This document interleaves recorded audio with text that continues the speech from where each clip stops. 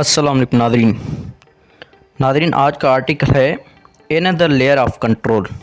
تو آئیے چلتے ہیں اس کے سمری کی طرف۔ یہ مضمون پاکستان کے فوجی ادارے کی ریاستی اداروں پر بڑھتی ہوئی نگرانی پر روشنی ڈالتا ہے، جو ایک منظم اور مرکزیت اختیار کرنے والے طرز حکمرانی کی جانب ایک اسٹریٹجک تبدیلی کی عکاسی کرتا ہے۔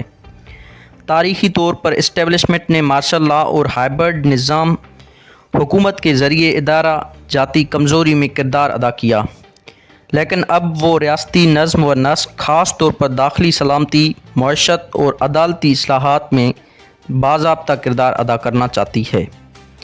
اس سمیت میں ایک اہم پیش رفت national intelligence fusion and threat assessment centre کا قیام ہے، جیسا حال ہی میں وزیر داخلہ نے منظور کیا۔ یہ ادارہ نیکٹا کے تحت کام کرے گا اور سول و عسکری خفیہ اداروں کے درمیان انٹیلیجنس کی اشتراک کو مربوط بنائے گا۔ اگرچہ یہ قدم داخلی سلامتی کے لیے اہم سمجھا جا رہا ہے، لیکن اس سے پہلے 2016 میں بننے والا جوائنٹ انٹیلیجنس ڈائریکٹوریٹ باہمی رکاوٹوں اور تعاون کی کمی کی وجہ سے ناکام ہو چکا ہے۔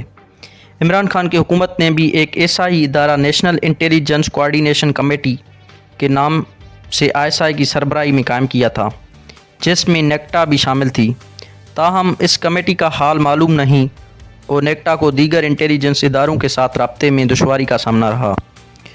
حکومت اب صوبائی سطح پر بھی تھریٹ اسسمنٹ سینٹرز قائم کرنے کا ارادہ رکھتی ہے، حالانکہ کاؤنٹر ٹیررزم ڈپارٹمنٹس پہلے سے ایسے کام سر انجام دے رہے ہیں۔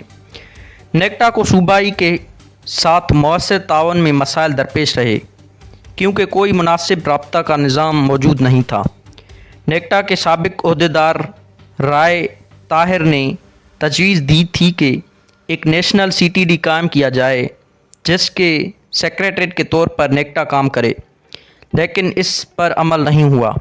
اب نیکٹا اور نیفٹاک کی قیادت فوجی افسران کو سونپ دی گئی ہے۔ حالانکہ نیکٹا ایکٹ کے مطابق یہ عہدے پولیس افسران کے لیے مختص ہیں۔ یہ فیصلہ بظاہر سول و فوجی قیادت کے درمیان ایک مفاہمت کا نتیجہ ہے۔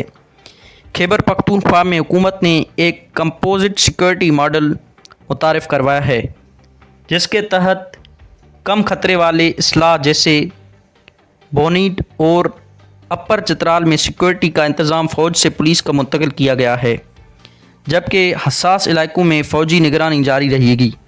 اس ماڈل کے تحت پولیس کو جدید اسلحہ اور ساز و سامان فراہم کیا جائے گا اور اس مقصد کے لیے 567.7 ملین روپے مختص کیے گئے ہیں۔ یہ صوبائی اقدامات دہشت گردی سے نمٹنے کے لیے کیے جا رہے ہیں، لیکن یہ ابھی واضح نہیں کیے کہ یہ نیفٹاک کی قومی اہداف کے ساتھ کس طرح آہنگ ہوں گے۔ نیفٹاک کو نیشنل ایکشن پلان پر مؤثر عمل درآمد اور نئی سیکورٹی چیلنجز سے نمٹنے کی ذمہ داری دی گئی ہے۔ اگرچہ ایسی عملی اختیار حاصل نہیں ہوں گے، اگر یہ نیکٹا کی جگہ لیتا ہے تو اسے صوبائی سیکورٹی حکام کے ساتھ اہم آہنگی کرنی ہوگی اور انہیں اسٹریٹجک رہنمائی فراہم کرنی ہوگی۔ مضمون میں زور دیا گیا ہے کہ نیفٹاک کو صرف دہشت گردی کے خلاف اقدامات تک محدود رہنا چاہیے اور کسی سیاسی مقصد کے لیے استعمال نہیں ہونا چاہیے، ورنہ یہ اپنی افادیت کھو دے گا۔ حکومت کو یہ تاثر بھی ختم کرنا ہوگا کہ اعلیٰ سیکورٹی ادارے سول اداروں کے اختیار پر قبضہ کر رہے ہیں، کیونکہ یہ خاص طور پر خیبر پختونخوا اور بلوچستان جیسے دہشت گردی سے متاثرہ علاقوں میں پولیس کی حوصلہ شکنی کا باعث بن سکتا ہے۔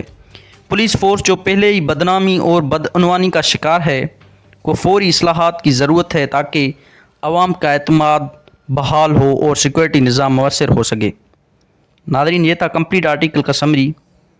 انشاءاللہ ملیں گے ایک نئے انفارمیٹیو آرٹیکل کے ساتھ، تب تک کے لیے اللہ حافظ۔